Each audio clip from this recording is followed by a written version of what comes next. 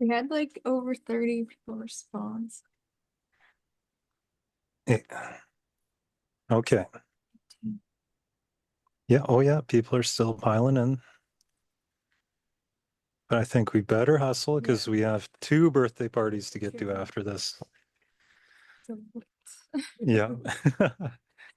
So big shout out to Vanya and Velma. Happy birthday. Amahami skat.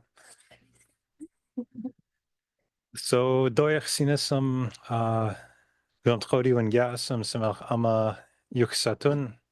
My name is Hochki'i Colin Sutherland Wilson. I come from the house of Tsibasa here in the village of Anspayach, where we are currently recording. T. Say Drew Harris.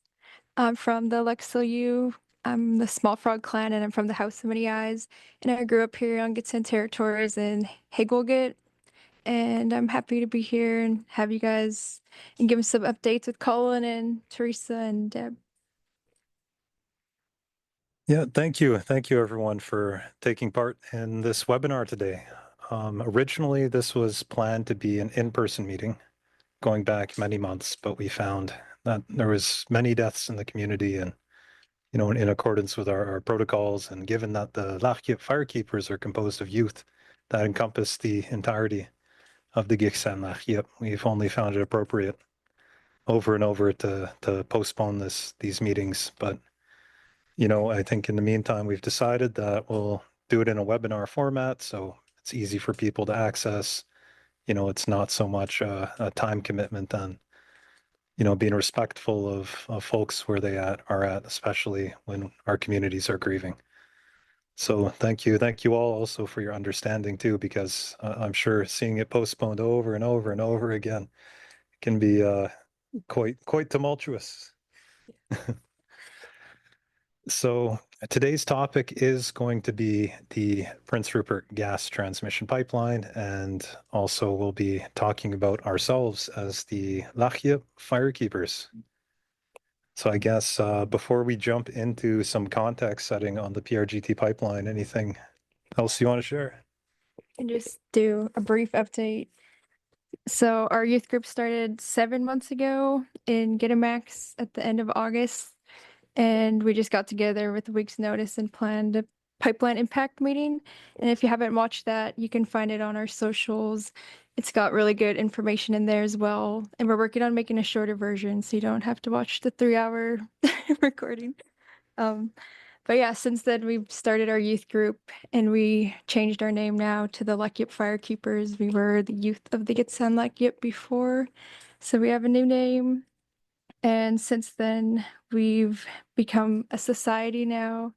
So we're taking some steps and getting more organized. And hopefully, we'll have some more opportunities in the coming months.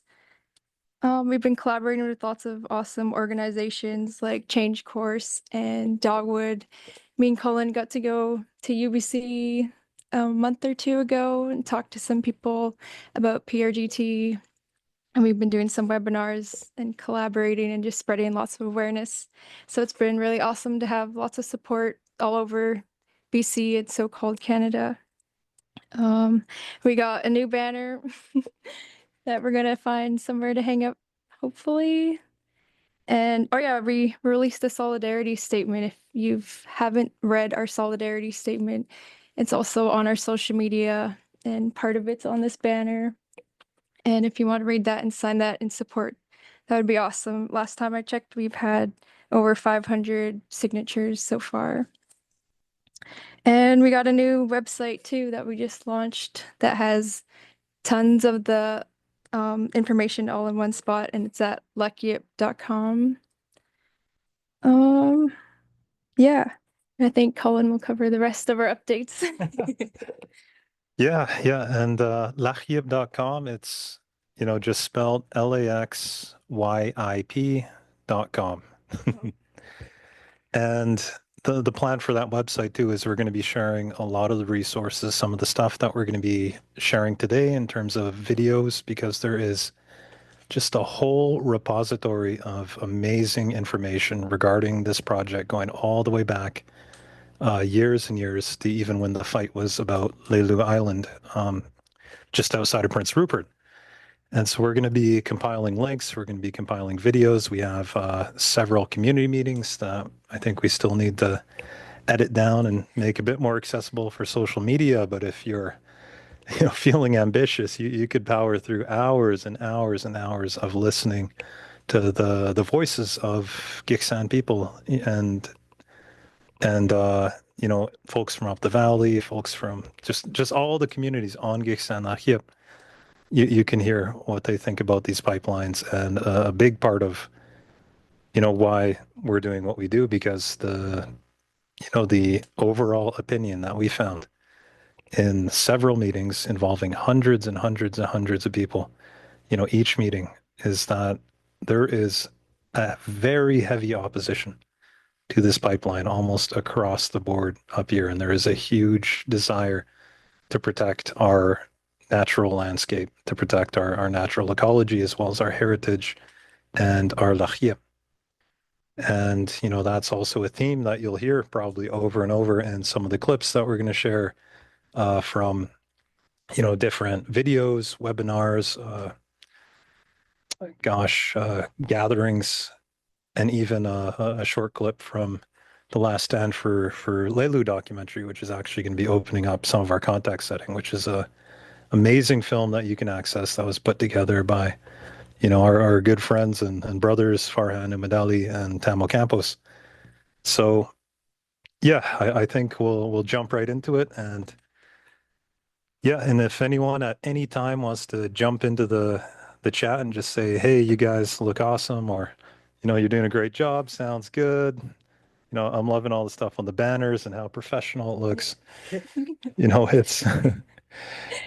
It's it's always appreciated. And I think that's something too, a dynamic that we always want to bring to our community meetings and to our webinars, is just that sense of community and uplifting each other. And I think that's one of the core values of the Lax'yip Firekeepers is empowering each other, holding each other up, supporting one another, and really building up that fire of our ancestors, and opening up a whole world of possibilities going into tomorrow. So thank you, Scott. Thank you, Jen. Oh, thank you, Chloe. Good to see you. All right. So now we'll see how technically professional this is. I'm gonna try to share my screen here. Looks like we're good to go. We're good to go. Okay. Now my little window is blocking my big window. Okay. Boom. And let me know if the audio is good for these videos. So I'm going to be a little blind, so I might need someone just to chime in who's has a microphone open, just for fine tuning certain Okay. parts. We'll let you know. Thank you. Thank you so much, Kai. Okay. So title slide, PRGT pipeline, context setting on Giksan Lax'yip, Lax'yip Firekeepers. So these first two clips are going to be on the background of the Prince Rupert gas transmission pipeline. For folks who have been following this for years and years, these pipelines emerged during the Christy Clark era push for natural gas development, to bring gas essentially from the Montney Play, which is a huge gas field in northeast BC, bordering on Alberta, to the coast, and to basically sell it overseas. And so when Coastal GasLink was first introduced to the Wet'suwet'en territories, when they were pushing for that, there was several other pipeline projects, including Prince Rupert Gas Transmission, which was originally meant to go to Prince Rupert, hence the name.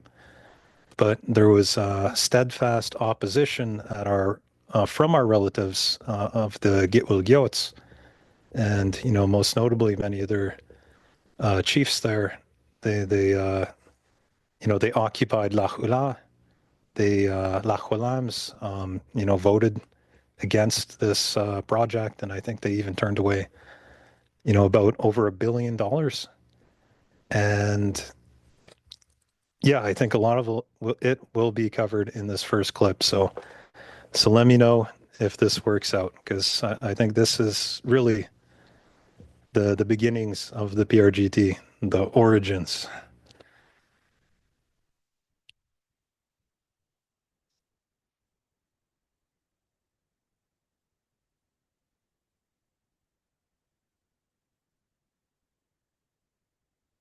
Every country in the world wants to go and work with a country like British Columbia that has one of the biggest natural gas resources anywhere in the world, proven resources. And anybody wants to come to a country like this one, where they know we will not play politics with energy. That's an essential part of everybody's portfolio. And that's why Indian Oil is making such a big bet on the Petronas project. So where are we at with that project? $36 billion potential investment waiting to get to final investment decision. We've come to terms Petronas. We popped open the bottles of champagne after months and months and months of negotiating the total economic environment that we would set for Petronas. What would their environmental compliance costs look like? How do we make up the royalty curve? What will the total tax take be? All of those elements are done. And Petronas has said that they're absolutely satisfied that British Columbia is going to be a great place to do business.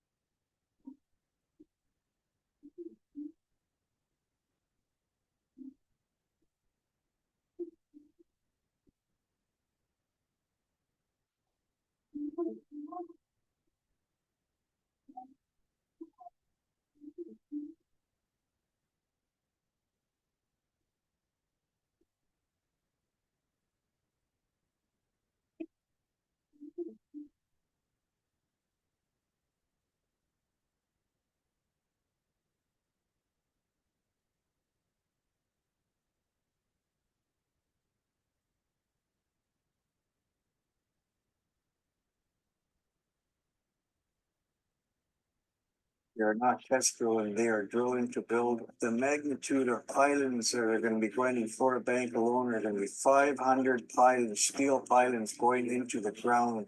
And, Fort Banks is not gonna survive and neither is the salmon. It's gonna be gone overnight. What we have here today could be gone by next spring. Now they're going to spend a little more time trying to get a better deal from their suppliers. And that certainly makes sense. But we think that they will. And now that they're done with us, when they're done with their suppliers, we think that we'll see a final investment decision sometime this year. Christy Clark, this is our territory. This is not Crown land. This is unceded territory. The project that you presented to us here was voted 100% no. So what are you still doing here? Why do you still have your drillers out here? Stop destroying our land.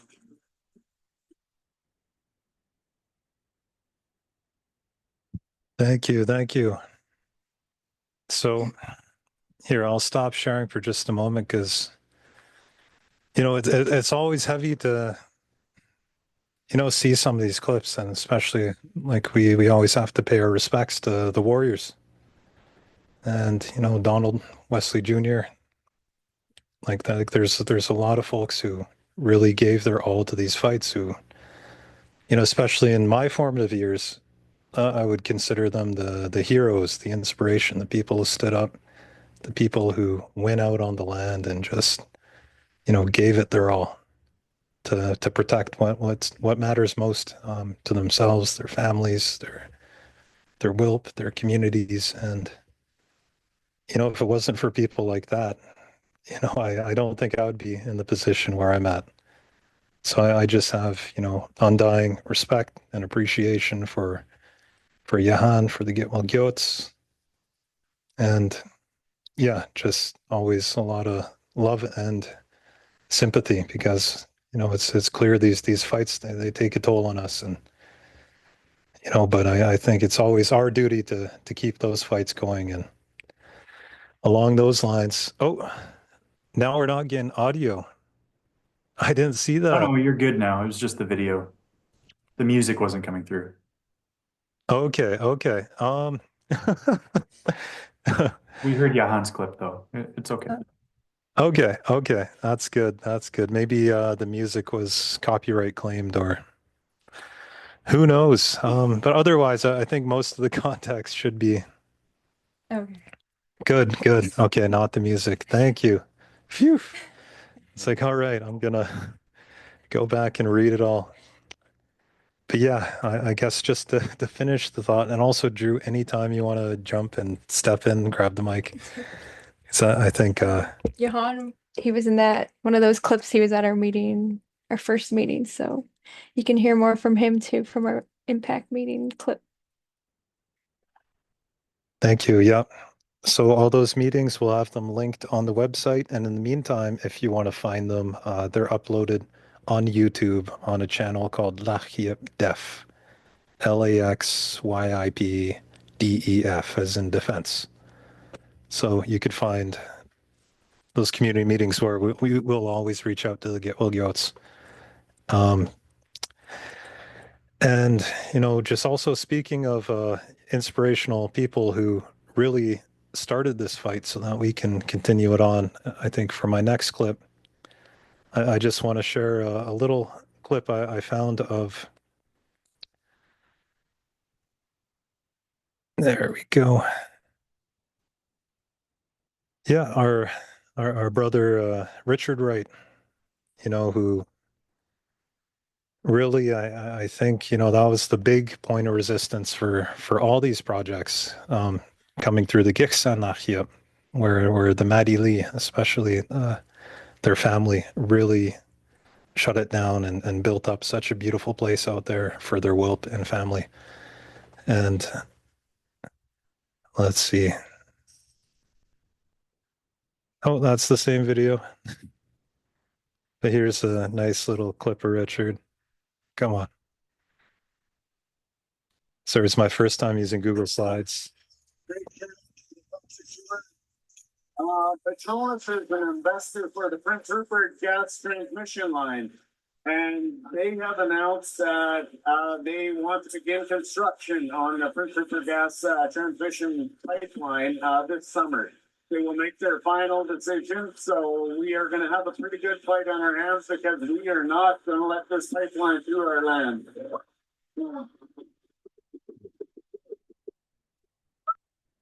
We have a lot of plans to expand our camp and follow suit with Unistoten and occupy our land, control our land from here on in.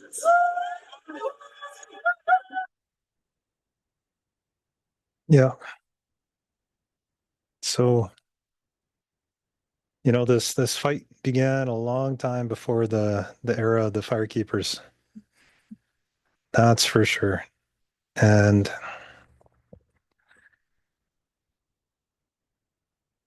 yeah, no, we just always have to pay our respects to the folks like Richard, the folks like Donald. And so I guess just talking about PRGT in that era, the whole fight at that point was protecting the salmon. Because where they wanted to build this terminal on Lilu Island, it was on the critical habitat where the salmon transition during their formative years within the rivers into the oceans.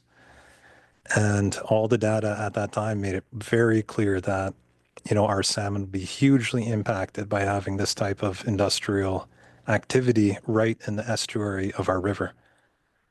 And, in 2017, it got shelved. We all thought we saw the end of PRGT. I think at the time it was, pretty much considered dead in the water because Petronas was no longer a part of the equation. There was no final investment decision, like Christy Clark hinted at. I think she was a little premature in her comments about busting out the champagne. And also, if you do watch the full documentary, you'll see that she has a slip up where she basically calls British Columbia a gas producing company, or she almost says company, but changes it to country, which I don't know if British Columbia is a country, but at least she partially saved it. Better than Trudeau did when he called it an oil and gas producing company. So yeah, PRGT, we all thought it was long gone. But then, only last year, that's when we basically received a notice that it was being resurrected, essentially, because it was on the verge of expiring last November. And when the original environmental assessment certificates expire, then that would mean in order to build the project, they would have to do it all from scratch and to abide by the new Environmental Assessment Act, which was introduced, in the interim since PRGT was first brought in 2014. But over the years, behind the scenes, it kept receiving extension after extension, well above the lawful limit that was set in place. So you had these ministries stepping in to make exceptions, and we'll see that as a trend over and over and over, where the rule of law, which they touted so strongly when they were raiding our Wet'suwet'en relatives, when they were forcing these projects through the Wet'suwet'en, that the rule of law means nothing when you're the one who makes the rules. And so I think that's a big part of the story that we'll see as we continue on, that, the laws are merely a window dressing. And yeah, and I think we've tried to hold them to account. I'll talk a bit more about some of the, the legal action, further down the line, but I think we'll continue on with the slideshow for now. Let's see if I could share my screen with one click this time.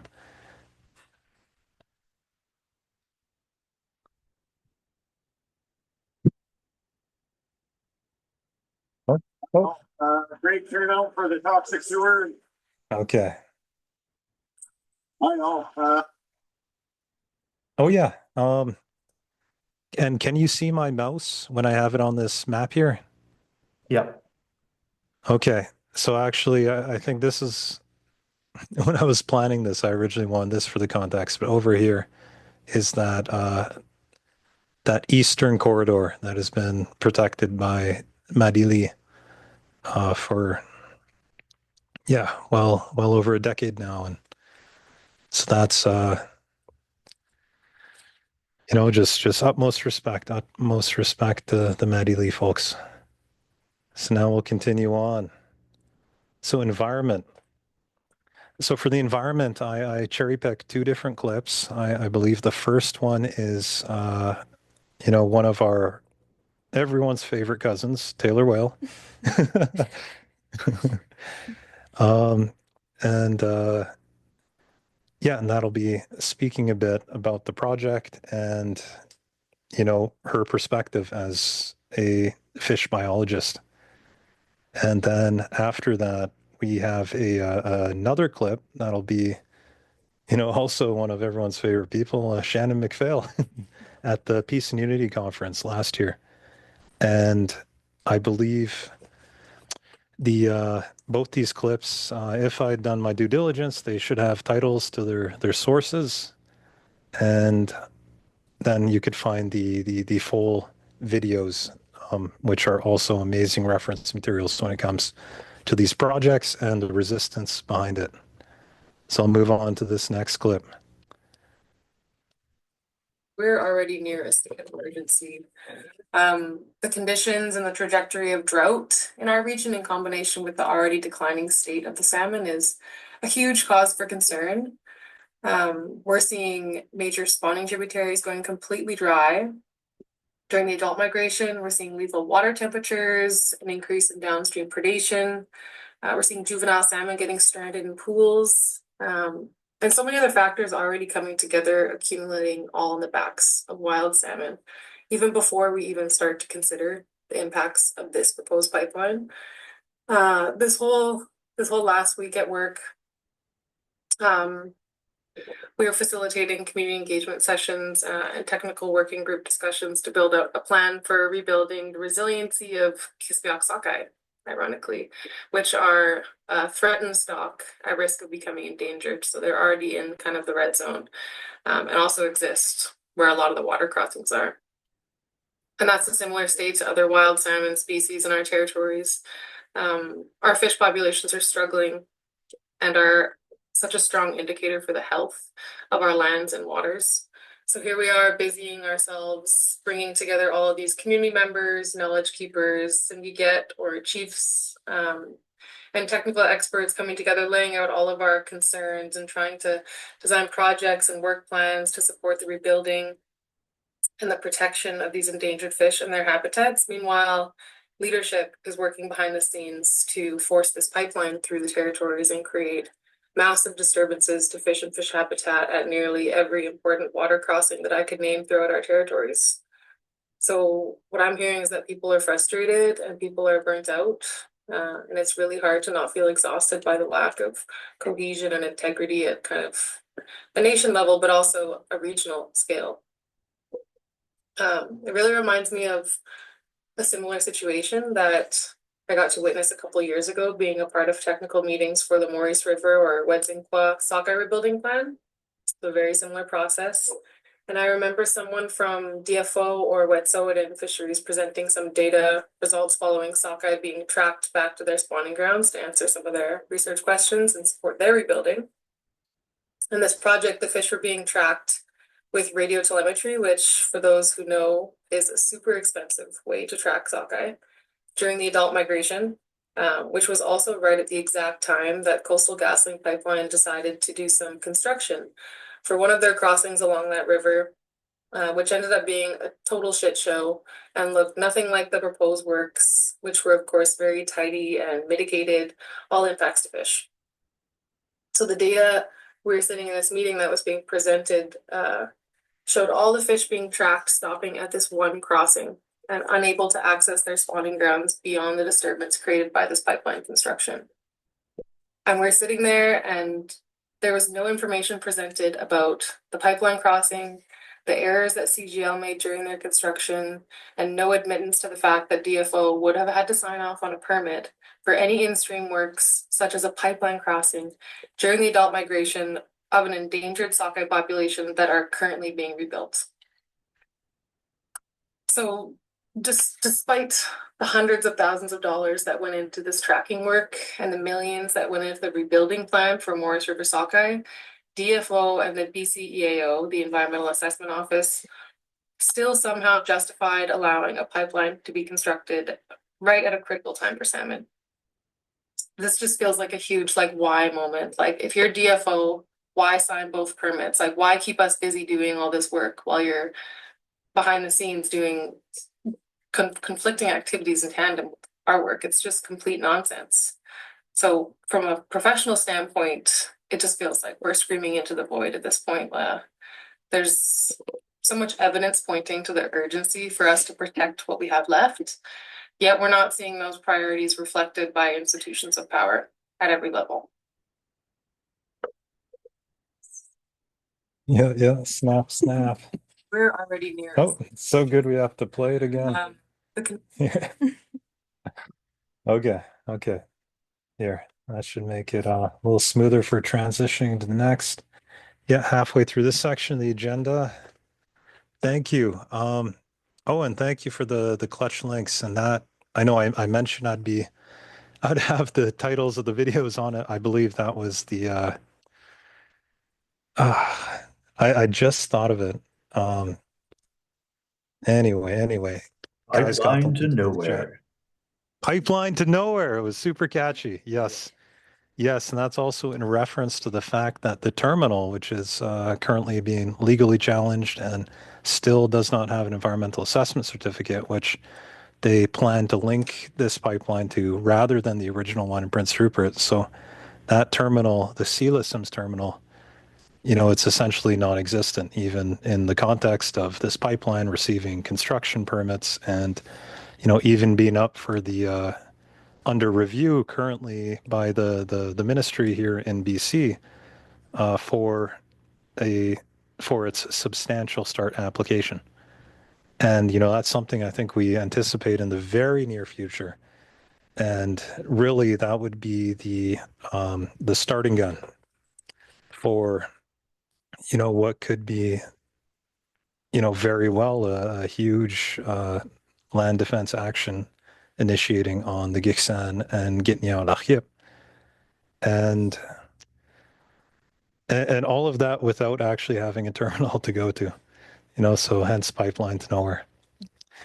I also realized that we are at 6:03, and I do have quite a few, I guess 3 more clips loaded up, but I think we don't want to keep everyone up too late. We'll share those clips, and I think we'll have, in like a chronological order on Lax'yip.com, these references to all these videos if folks want to, do watch parties or just watch on your own and just really catch up, because there's a lot of key context, a lot of players, and a lot of people who have been resisting this exact pipeline through its many iterations. So maybe I'll just quickly summarize the topics of the next clips, which I was going to include. So sorry to Shannon, and I believe one, featured, and we had 2 awesome clips that also featured Henri, one of our star Lax'yip Firekeepers, as well as Tara, who is just one of the most amazing people in the world. And so to begin with, to summarize the first clip with Shannon, it was all about the regulatory failure that Taylor was mentioning, in respect to Coastal GasLink, especially like with pictures and references of just all the crossings that they plan to do on the Giksan Lax'yip, and referencing those back to similar crossings they did on the Coastal GasLink across many of the tributaries on Wet'suwet'en territory that turned into complete disasters, with entire work sites being flooded out with all these contaminants getting into the water, all this sediment just pouring in, especially with the springtime and the snow melt and zero containment strategies. And so we'll put a link to the Peace and Unity, and especially Shannon's presentation, because it outlines how many of these river crossings they're planning on the Giksan Lax'yip, with many in the Susquehanna, many in the Kispiox watershed, going all the way over to our Gitniao relatives, Lax'yip. And, I think she also mentions that many of the fish-bearing streams that they've identified within the PRGT project, that, we've had other people, we've referenced their data set, and they've marked streams that should have fish as not having fish. And so there's still a lot that needs to be reconciled there. And that's, another part of the reason why, much of the environmental assessment work that took place to this date was simply a desktop exercise. And, since PRGT first received its permit, according to the rules, they should have done a more in-depth study in terms of a cumulative impact assessment, which, originally they were required to have for the entirety of the right-of-way, but just prior to the BC Energy Regulator granting them permission to start building this pipeline in their bid for the substantial start. And I know it's a lot of words. They changed the guideposts. So they didn't need to do that work on our Lax'yip. And so now we have basically a very half-baked idea of even what the impacts would be. And if it wasn't for folks like Taylor, if it wasn't, for folks like Tara, if it wasn't for, really so many of the technicians and people who care about fish, who care about the environment, who care about the forests, and, our spiritual beliefs and our Lax'yip, we wouldn't even have the foggiest idea, but it's, the evidence has been very clear that, there's very little regulatory oversight. There's, countless ways to skirt the bare minimum requirements, for these projects to take place. And, even just our own cursory studies. And when I say cursory studies, I mean by professionals, by trained biologists, by trained technicians. Those prove beyond a measure of a doubt that, these assessments that are put forward by the province and by industry only barely scratch the surface because, at the end of the day, they don't know where our spanachnach are. They don't know where our ancient village sites are. They don't know, where these stories that tie us to our Lax'yip take place. And for the most part, they might see trees, they might see some cursory level cultural modifications, but I think they don't understand the full scope of what it means to be in tune with the spirit of the land and to really live your life by those principles. So, Shannon covers that as well as I think mentioning that, just on a realistic level, if they want to build this pipeline, they'd be hauling tens of thousands of truckloads of pipe through the Giksan Lax'yip, right through our community, through several, or actually, I think 4 single lane bridges that are not designed, for that type of capacity. And you saw what happened to our, bridges on the way down Spayach, from a logging truck and a plow truck. It doesn't take much for our communities to become completely isolated in the event of failure. So, that paired with man camp, within 15 kilometers of Anspayach, at a size of, I believe, 800 people, that is nearly this exact same size of this village. So we'd be doubling the population, just within this 15-kilometer range. And, all the pressures that would put on our ER, which currently barely manages to stay open, policing, mental health, addiction, and, just this huge transient population of, people who, as we saw in the case of Coastal GasLink, can end up in those conflict dynamics with local people, local WILP, and it's very much a recipe for social discord. So, I think in later date we'll maybe set more time and talk more in depth about that. And for everything in the remaining clips, I think a lot of that relates to our Gitnyao relatives, and I'm so honored that in 5 minutes or so we'll be asking Watakhayetsxw, Deborah Good of the Gitnyao Ganeda, to join us, and we can leave space there for updates from our relatives. And in the meantime, for the 5 minutes in the intro, I guess I'll pass the mic to Drew because I know I've been hogging it for a bit, and then whatever time's left, I'll maybe talk just briefly about the governance situation. I don't know if I have anything. Okay. So for the next 5 minutes, I'm going to talk about the governance situation. So, I think that's probably one of the biggest areas people get confused on this project is, the fact that it was signed onto going back to 2014, 2015. And, and also in juxtaposition to the Coastal GasLink situation where you had the hereditary chiefs who were fighting the project and then all the band councils, signed on after receiving these non-disclosed payments through the IBAs. In this case, no band council on Giksan Lax'yip has signed on to the project, which I think is amazing because, a band council shouldn't have any say over the Lax'yip. And I'm saying that as the current chief counselor of Kispiox. So if anything's happening, in the boundaries of the reserve, whether that's, sewage or dogs or, we need a new bingo machine, etc. Like I'm the guy you talk to, but when it comes to, impacts to the Lax'yip of the respective Huil, that lies within the Huil. But then also in this case, we have, I think about 9 signatories, I believe, along the pipeline right away, going back to 2014, 2015. And many of those Simooget, Sigana who did sign on that time have since passed away. And then there's, added layers of difficulty where the agreements themselves are not public.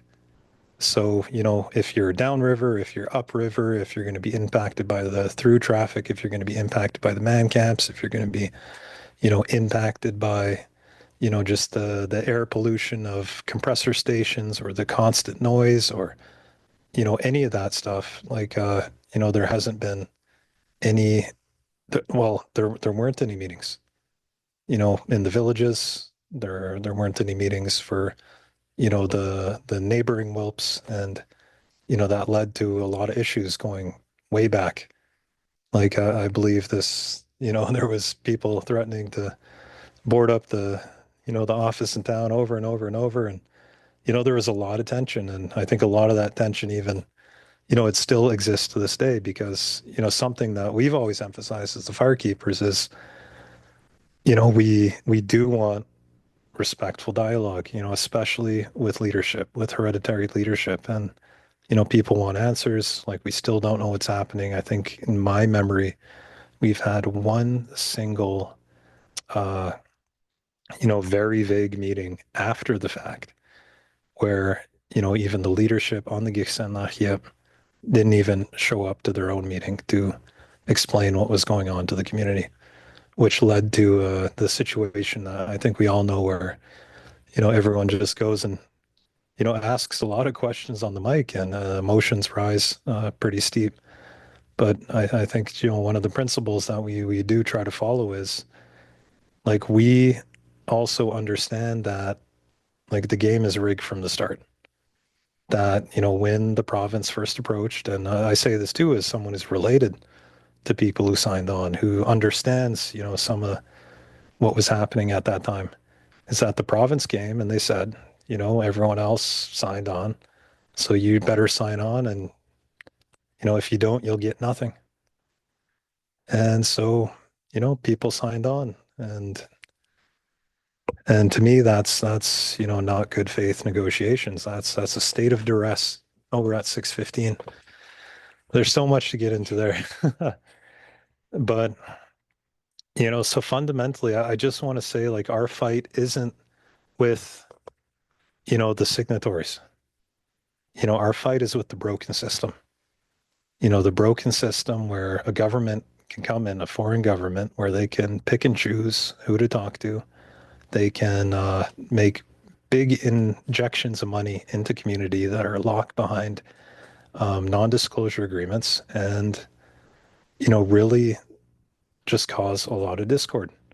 And, within the Indian Act, there's no legal mechanisms to get any information you want. Like, for example, if myself as Kispiox band signed an agreement with PRGT tomorrow, like you couldn't FOI that. Community members would have no legal recourse to get that. And like I could personally receive somewhere in the realm of $200,000 as the chief counselor of the village, but that's not what I'm gonna do.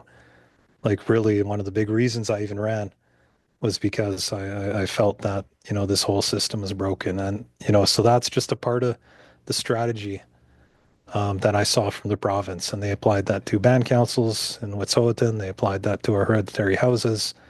And, it's the politics of division. It's the politics of, basically, letting us scrape the bottom of the barrel while, these massive multinational companies just use us as a throughway for their profits. So anyway, we're at 6:16. I went a little overboard there. We'll continue on afterwards, but I guess I just want to welcome Watakhayetsxw, and I really, really thank you for making the time to be here because I understand, there's always so many WILP commitments, especially right now in Gitnyao, and we're just always thankful as the Lax'yip Firekeepers, as the youth of the Gifsan Lax'yip, and everything that you and your family have done, especially in protecting your Lax'yip and you know, enacting your laws of trespass when it came to all that traffic that would be going through your Lax'yip in respect to the construction start for PRGT, and even the work that you were doing to bring your will out to the Lax'yip to allow folks like myself and many of our friends and contemporaries to come join you and be a part of that journey. We're just always so thankful. So I'll hand the floor over to you, Watakhayetsxw. Good evening. I'm going to ask Tara to help me out some here after he's basically the person that does all the work for our WILP, and I really appreciate that. But from my own WILP perspective, uh, and you'll have to bear with me, I'm a little bit tired. Uh, we were one of the WILP that signed off back in 2014 or 2014 or 2016. And then just last year, I started to look at the maps that were being sent out and noticed that there were a lot of changes about where the pipeline was going. But I think the most important part of that whole fight is just protecting the Lax'yip for our future generations, which is our focus. If you travel the territory, the pipeline is going to come down past Derrick Lake, which is Guaslap territory, and it transects into Lax'yip territory, Bonus Lake, Warden Lake, and it crosses the Cranberry on our territory, which is at the confluence of the Nass and the Cranberry River. And that was an alert, I think, that it was time just to say no to the pipeline.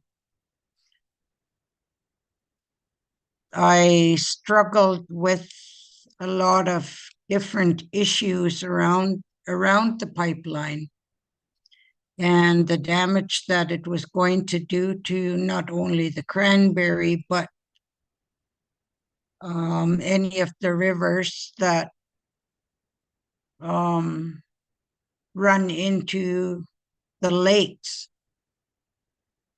So when they started moving trailers and equipment and pipes and whatever else,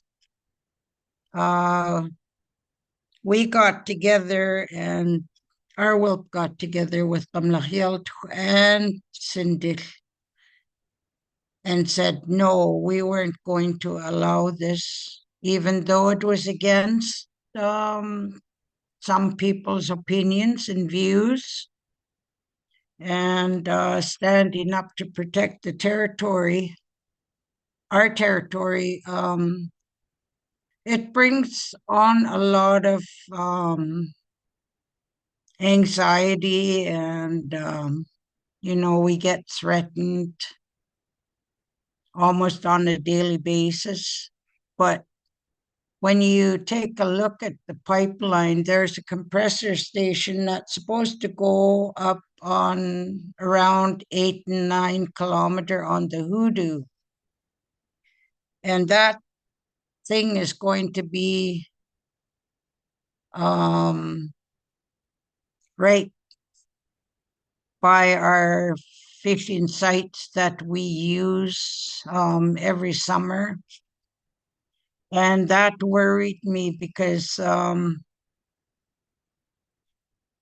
I think that's going to affect what goes on there, not only the noise, but pollution and whatever. And so the fight got even bigger. So there came one of the best things that I think we ever decided to do, and working with Tara, was to develop an IPA. And the IPA was supposed to be just along the confluence of the Nass and the Cranberry so that we could protect the coho and spring salmon. But while we were looking at maps, I discovered that that was one of our traditional village sites as well. So the fight got bigger and our IPA got bigger. And in the end, we decided that we'd just protect the majority of the Lax'yip because PGRT was planning on building the pipeline along Jack Pine Mountain or Lax'yp. And when we did the research on that, that was actually, it's called Jack Pine Mountain, but it's habitat for caribou. And for all we know, the caribou might come back, in the next few years or whatever. And while I was talking to family about that, we noticed that Henri was really keen on being out on the land and protecting the land. And he started talking to some of our younger folk. And now it's all about the fight. If anybody thinks that they're not going to get that substantive start, it's going to happen. And we see it coming. So with the IPA, Tara did a lot of work on the IPA. And I think we only got 2 comments back, and they were from logging companies that said that the IPA would not affect them. So there you even see now that there are folks out there that believe in what we're doing, and they believe that protecting the land is going to be the most important thing, protecting the Nass. We've already got a lot of problems developing from the mines. So we don't need to inflict more pain to our territories by approving a pipeline. So we're just gearing up. We have cabins that are being built.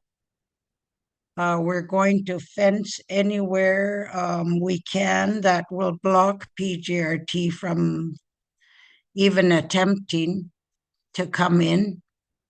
I think the IPA was one of the best ideas because I don't think they will attempt unless they pull another stunt like they did with the Wet'suwet'en. I don't think they'll try it here, but we never know. So yeah, we're gearing up for that. In the meantime, our court case starts May 4th in Vancouver. that's going to go on for about 10 months, if not longer.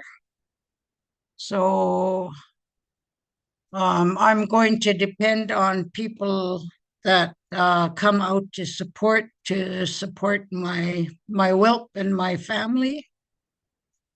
Both my brother and I are going to be in Vancouver most of the time, along with Will.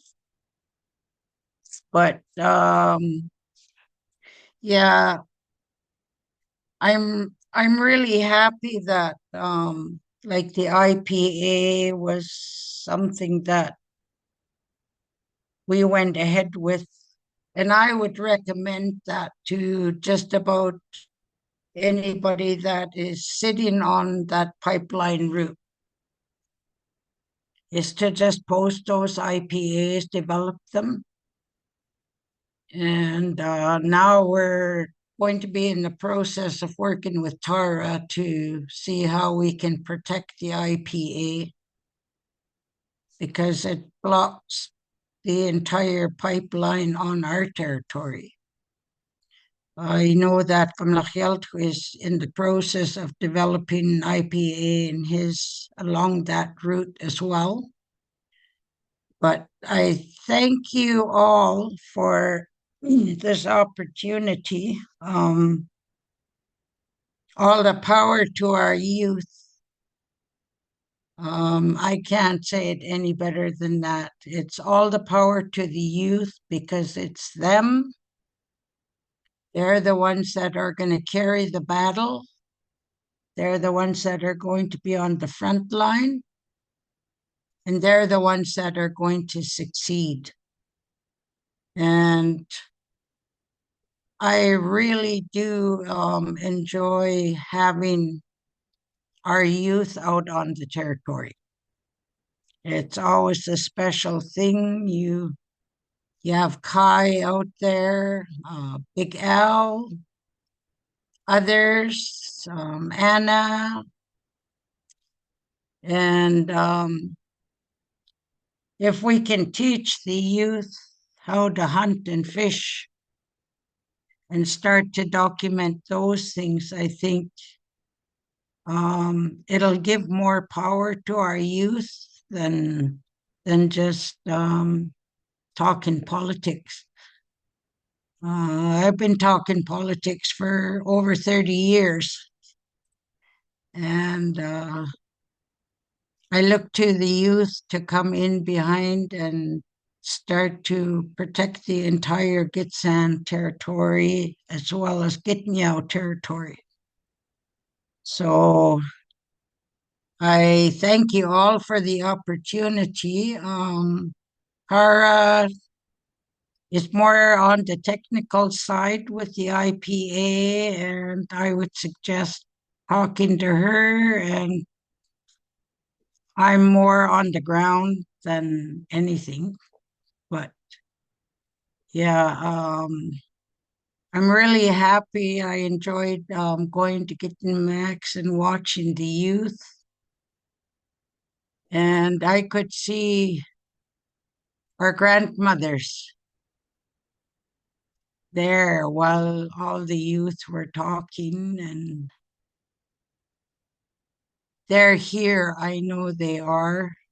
They're standing with our youth. And I think you'll be successful in protecting the territory. So thank you very much. Sinine, as folks may notice, we had a bit of a technical downgrade. I think my camera battery ran out, and I'm not even sure if you can hear me right now. Yes, we can. Okay, good. Okay, good. So I just wanted to make sure before I really gave my heartfelt thank you to Watakhayetsxw, and if Tara's there in the background doing tech support, so much gratitude as well. Thank you. Um, yeah, and I think we can throw some links in chat on where to support the Gitnyao Canada and the Gitnyao and the work they're doing, and I'm sure it'll be especially busy. Oh, Much love. One thing though, Colin, Wednesday we have Amnesty International coming out to the territory, and I think they're going to be there around 10 or 11. So we'll be serving lunch once we're done, or through sometime during that meeting anyway. Everybody's welcome. Yeah, I plan to be a part of the convoy with Big Al. So I'll be glad to be out there always. It's a pleasure to be hosted on your beautiful Lax'yip. Hey, and and yeah, I think that that message that we can only expect that substantial start and there will be resistance across the Lax'yip is it's very clear. Like we have what's happening over in Gitniao, and I believe there you can see some of the links in the Gitniao Chief's website. But we also have the ongoing resistance of Madili and their camp out on the Susquehanna. And then you also have, if you watch our community meetings, you'll see that there is a lot of resistance right in the middle of the project on Gokunuk's territory at the major river crossing site that would go across the Xien or the Skeena River. And then, I think we have another big important site of resistance, a beautiful site also of healing that is taking place on my Gimkti, my sister, Maskokunuk's, Teresa Brown's territory. So I'd love to invite you up, and we're always, always so grateful to have Teresa here. And yeah, I'll hand it over. I'm not even sure if it's still on this mic, but to be safe, hold on to that. Hey, yeah, hi. My name is Teresa Brown, Masker Canucks. I am of the Gitlu Dal, and at the moment, there's a camp. It's a dog sanctuary. It's on the Mitten at 10.5, which is very close to where they intend to cross that pipeline. And I say intend to because it's not going to happen. Mhm. The colonial drive to erase our people has never stopped since it began. And even when they bring these projects through, I was shocked actually to find out, like just down the road, just not even very far from me, is the Kispiox River. And where they want to cross on the Kispiox River, we discovered there is like a pit where there was a longhouse where my people were. And that's exactly where they're choosing to cross. Where they want to go on the pipeline just up the way towards Gitniao, they're directly on the old grease trail in our area. And these things can't happen. They want to push these things through, but they don't understand when it comes to our people just how connected we are. Since going out there and deciding that the only way to stop it on my own territory was just to go out there and be out there so I could see it real time, to feel the land. The miracles that I have had happen just in my life, just to me, just physical healing, mental healing, spiritual healing. Our people need that land to heal on. They need to be able to hunt. They need to be able to fish. There are moose, there are deer, so many. There is so much that is at stake here. It is the fish, it is where we come from, it is the ancestors. We spoke at the beginning of Lilu Island. And my younger sister, Christy Brown, was there for a lot of that. You know, she lived there on Lilu Island, and she's one of the ones that, you know, woke me up to this battle. And then when they went after the Wet'suwet'en, when Spook in New Hazelton, when he stood up, and then the Gitsan stood up, and I saw on the internet people wanting to run my people over with trains. Well, they made a mistake, because what they did is they ignited a fire, just like what these youth are doing. They're igniting a fire. They are the fire keepers, because what we are doing all of this for is for the youth, for the further generations that are coming, and that's what they are fighting for. That is what all of us are fighting for, and it is not negotiable. With me, I have animals. I have dogs out there, puppies, not pipelines, because puppies, dogs are pure. I don't have fences. I don't have cages unless they're doing medical, or if they're like little puppies that are too small to just wander. They are truly connected to this land, and they have taught me so much.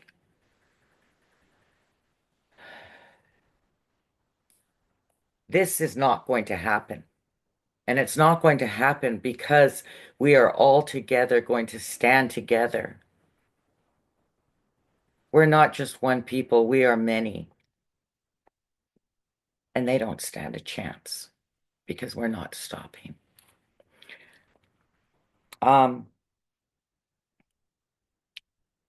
Yeah, this is not going to happen. I don't know what else to say except for that. There's too much beauty, there's too much spiritual connection, and the ancestors are here. They're here in the children that are being reincarnated. They are here in our minds, in our dreams. They're here in the land, and they're within each and every one of us. And I'd like to really thank the youth for all their support. I'd like to thank Kolin. I'd like to thank Gitneow. Holy cow, you guys are just knocking it out of the park with the support. Victoria, hola. So much, so many fundraisers. Like, oh my goodness, I think I'm just kind of going on and on now. But thank you. I just want to say thank you, because each and every person matters, and they're all making a difference. Amiya. Thank you, Gimti. That's beautiful. And, you know, I just have to say, like, I've never seen such happy puppies. Like, where else in the world is there a dog sanctuary where they can just live, you know, so freely, and to explore and to enjoy that beautiful creek running out of Little Fish Lake? And, you know, it's gorgeous. And Teresa's had dozens of dogs at this point, you know, and so the cabins, I think there's always, you know, there's more to grow, and I just love your vision for, you know, both the animals and the people and the land. It's a healing spot. And we're starting with the dog sanctuary, but you know what? Each and every single one of those cabins is going to have a bed in it, because the dogs are healing, the land is healing. And when people need to heal, there's going to be a cabin for you to come out to sit, as long as you like dogs. You know, you can sit, you can cuddle a dog. You know, I won't make you take one home, but you can come and soak up the love of the land. And I want everybody to win. And that's the goal. Hey, hi. Thank you, Teresa. And maybe I'll ask Kai to put on some links to the Wilp Ausos dog sanctuary. And yeah, oh yeah, everyone in chat. That's exactly it. Puppies Not Pipelines, Hamia Teresa. On the right track. So Thank you. I appreciate your time. and Yeah, and if you check out our website on lax'yip.com, you'll see a beautiful section dedicated to the dog sanctuary with so many cute pictures of, all the puppies needing forever homes. And, there's been, quite a few forever homes found. And yeah, maybe we'll have little pictures on updates and And just so you all know, there is an adoption fee to hopefully cover um, some of this stuff, but everything right now is run by donations. But if you don't have the adoption fee, if you got some time on your hands, I can trade. If you got love in your heart, that's what's important for these puppies. thank you, Teresa. Ah, just got to give you a hug since you're here in person. Let's get back to Drew now. Yeah. Pass it back to Drew. Here, I'll hand it off. Thank you, Teresa and Deb, for the awesome words. Super inspiring. And it's so nice to be supported by community with our new youth group. It's really heartwarming and brings back hope too. um, yeah, today we talked about a few things. We were hoping to have more of a solid plan at the end for action, but that didn't work out. But for now, if you want to keep up with us, you can follow our Instagram and our Facebook or our new website. We'll be making lots of updates there.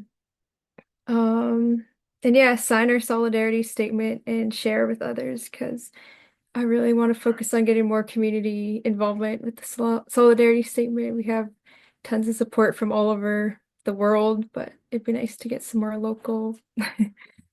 And yeah, if you're wanting to get involved, please reach out to us at our email, firekeepers@lax'yip.com, or on our social medias if you're local here in Hazelton area and you want to get involved, let us know. We can add you to one of our groups where we have updates. And we're hoping to have way more workshops coming up on food preservation and medicine harvesting workshops.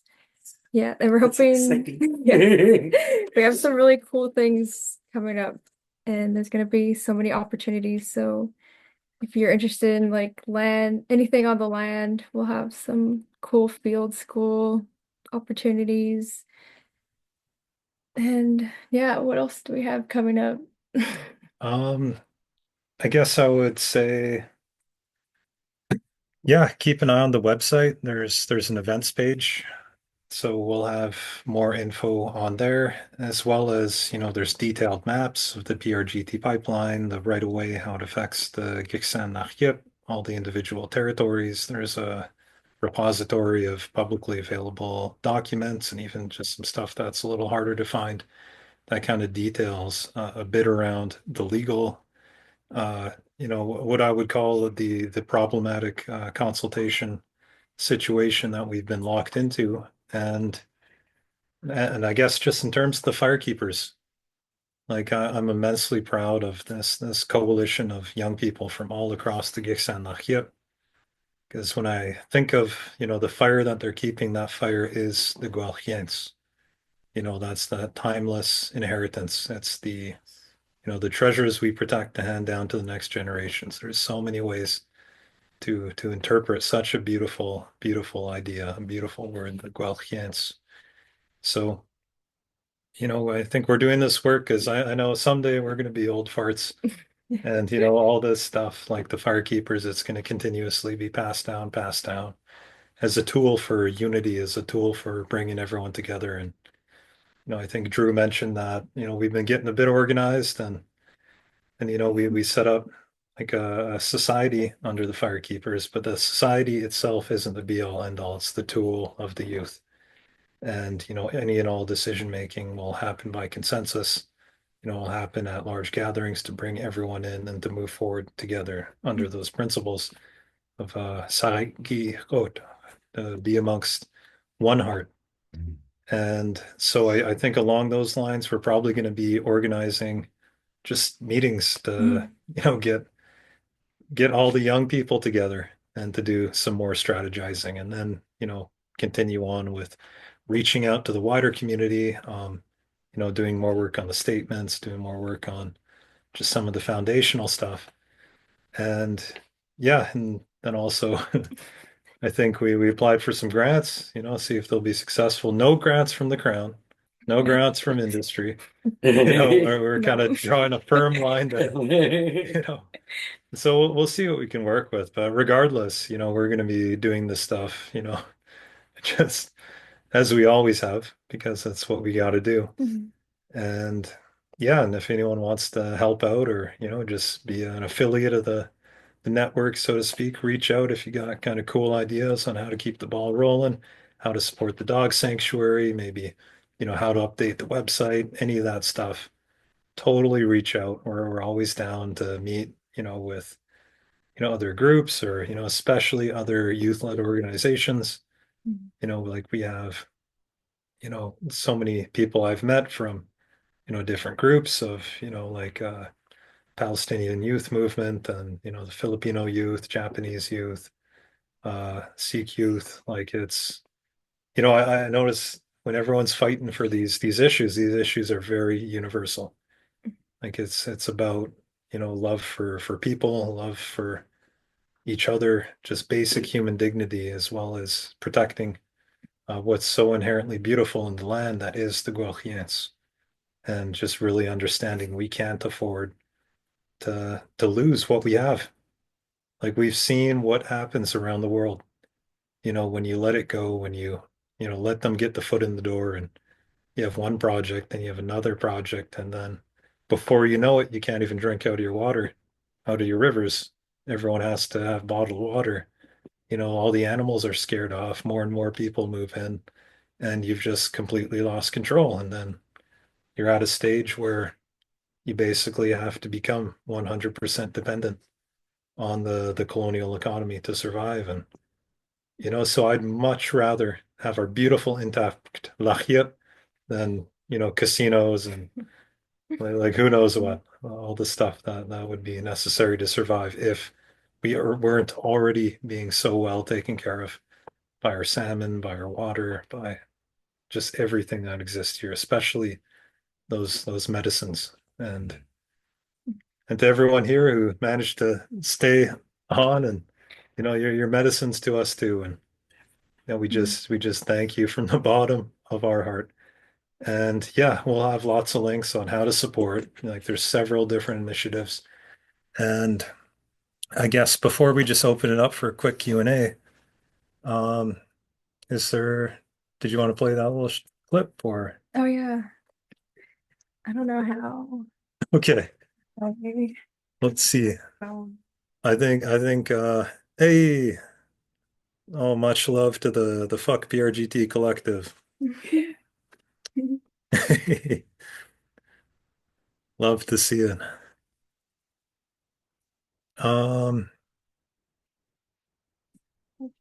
So maybe while Drew gets that set up, if maybe Kai, we can open the floodgates for if anyone wants to jump in to share a comment, to share a question, and then after we'll cap it off with what Drew's prepared.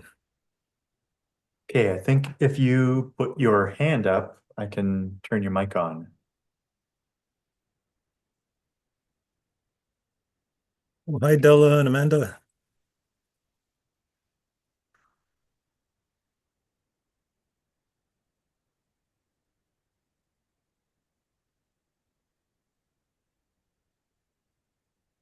Even if you just want to jump in and say, hell yeah, or nice shirt, dude.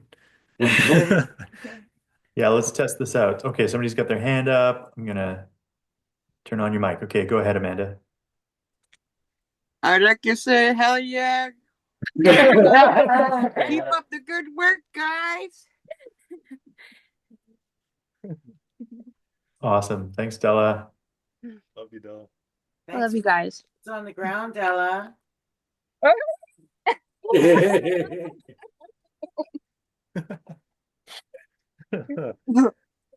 Oh, that's beautiful. Oh. Oh, we can see Drew's computer now. Here's the update. Oh, the video. Here's just a montage of some footage that we haven't shared anywhere, but what our youth group has been up to in the last 7 months. Oh, that doesn't sound.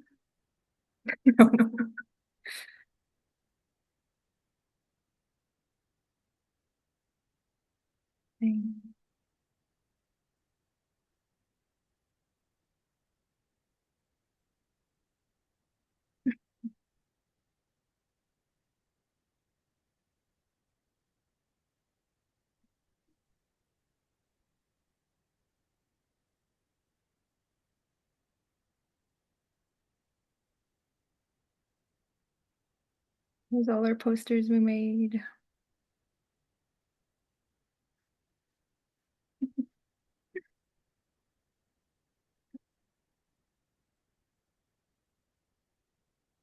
Okay, the sound didn't work on that one. This one is our day we had in Gitniao. We got to witness their cultural burns and learn some about land stewardship, and it was super fun. Here's just a clip of what we got to do.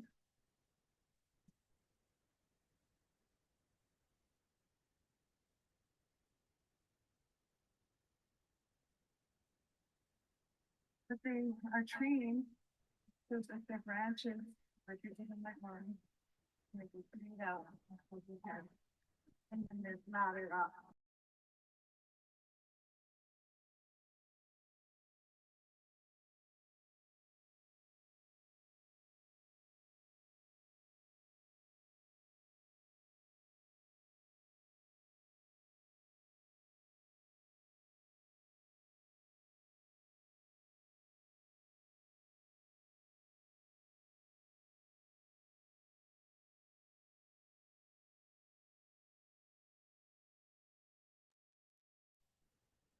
Awesome. Did oh, I guess we'll turn off that microphone first. Okay.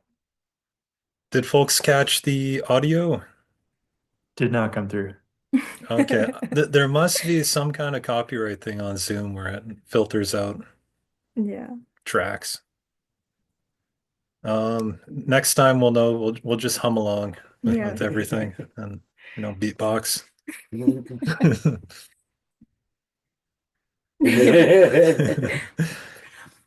All right. I think we've got a few more minutes. Then we'll have to run off because we both have birthday parties to get to for two different people, which Yeah. says a lot about our scheduling skills. So yeah, if anyone else wants to jump in with a hell yeah, or oh yeah, Chloe. Yeah, thank you. Thank you. I'm glad you could tune in, and yeah, I always appreciate your support, and especially along those lines, the support for the delegation that just went to Toronto. A delegation of Wet'suwet'en hereditary leadership, as well as myself and Jesse Stopler, Guilochon Gibu, and yeah, basically putting pressure on the banks when it comes to their financing decisions, or unethical financing decisions when it comes to harmful projects on Indigenous lands, both here and with Coastal GasLink and basically worldwide. So yeah, just a big thank you to our Toronto relatives for, fuck the banks. So, we got 4 more minutes if anyone wants to jump in to be on the recording. I don't know if our favorite influencer is still in the chat. If they want to jump in and say something, that would make my day. Molly had to run to a hip hop dance class, but okay. Completely forgivable. while we're on the topic of the banks, I would also say a big frig off to the Wall Street private equity companies that are behind this pipeline project. And that includes one of Donald Trump's top 10 donors, Steve Schwartzman from Blackstone. So all of this destruction is all to benefit some of Trump's inner circle.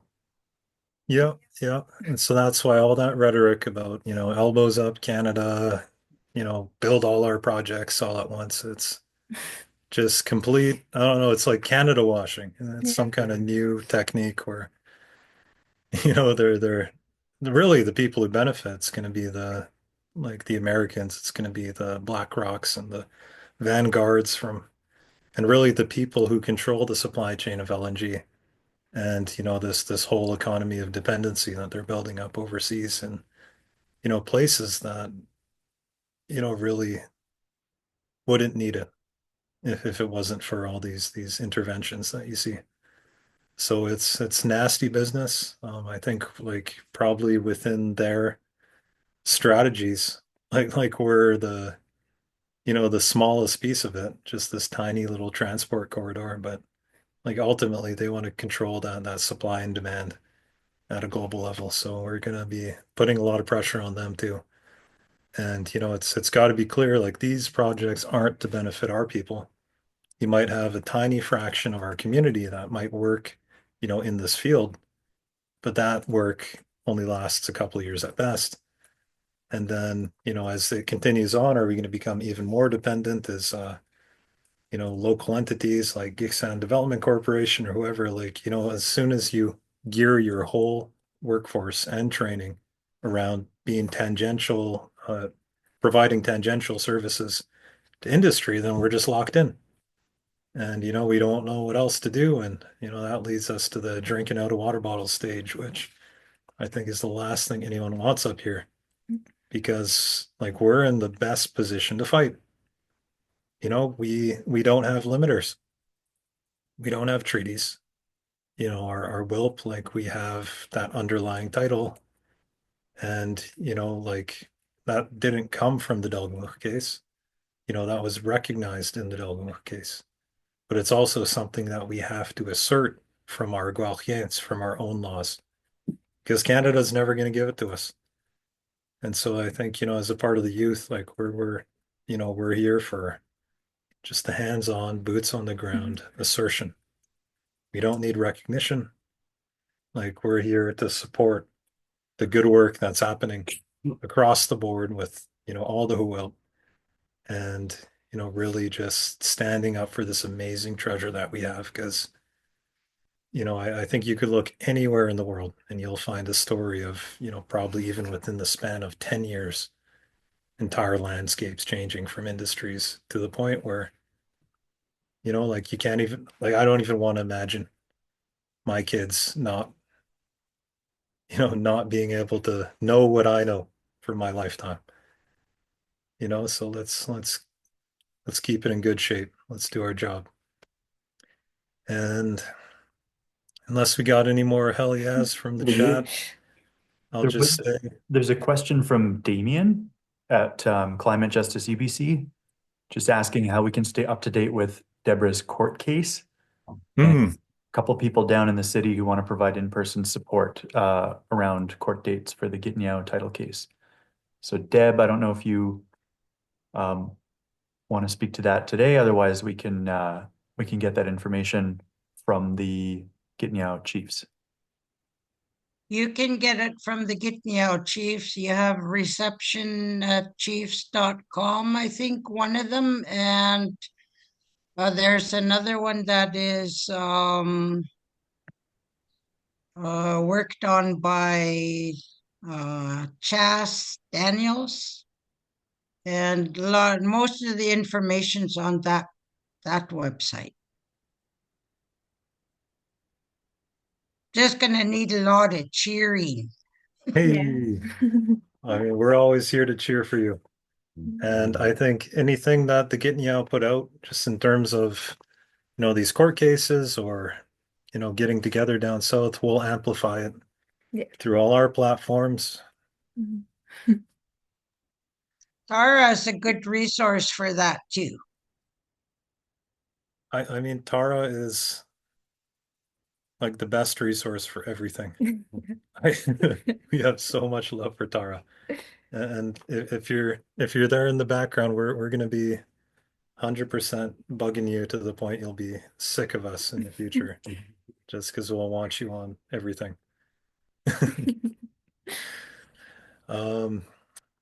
So yeah, stay tuned. We'll oh, we always miss them. Stay tuned. We'll have more plans. We got to run off to some birthday parties now, but yeah, I think we'll do some more in-depth stuff in the future. I think, the idea was to kind of do a cursory overview and, share some updates from some of the focal points, on the gig stand and getting you Lax'yip. And yeah, we'll be posting this also. So as it stands, only Della's Hell Yeah will make it into the video for Instagram. So here's your last chance. Otherwise, I'm going to be ending the meeting real soon. Bye. All right. Okay, I'm seeing some burning contracts in the chat. Nice. Right on. Oh, very informative. Have a blessed night. Thank you, iPhone 7. Yeah. Thanks everyone for the nice comments. Appreciate you all taking your time to come out.